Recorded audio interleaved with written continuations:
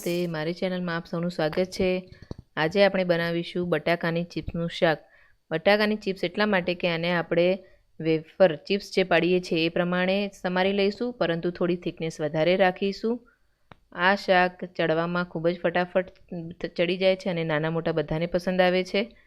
તો એના માટે સૌથી પહેલાં તેલમાં રાઈ, જીરું, હિંગ, મીઠો લીમડો, હળદર એડ કરીશું તથા આપણી જે સમારેલી ચિપ્સ છે એડ કરી લઈશું।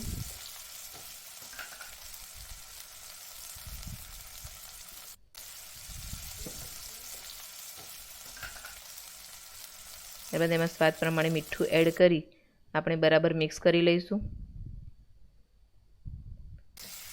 મિક્સ કર્યા પછી આ શાકને આપણે 2 થી 3 મિનિટ બીજા મસાલા એડ કર્યા વિના આમ જ ચડવા દઈશું।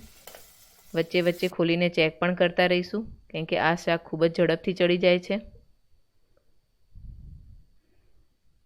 તો 3-1 મિનિટમાં જ આ શાક ચડી જશે। કે આપણે જે ચિપ્સ કરી છે એ પતલી પતલી કરી હતી એટલા માટે।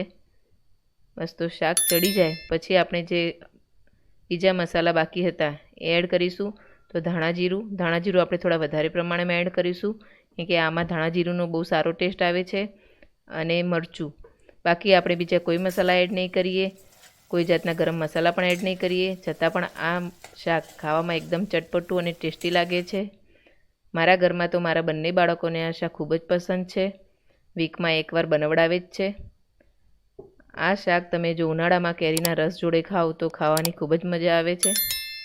તમે જરૂરથી એકવાર બનાવીને ટ્રાય કરજો। તો આપણું શાક તૈયાર છે। હવે છેલ્લે કોથમીર એડ કરી આપણે ગાર્નિશ કરી લઈશું। તો આપણું શાક તૈયાર છે અહીંયા। તો આવી જ નવી નવી રેસીપી જોવા માટે મારી ચેનલને લાઇક, શેર અને સબસ્ક્રાઈબ કરો તથા બાજુમાં આવેલો બેલ આઇકન દબાવવાનું ભૂલતા નહીં। Thanks for watching.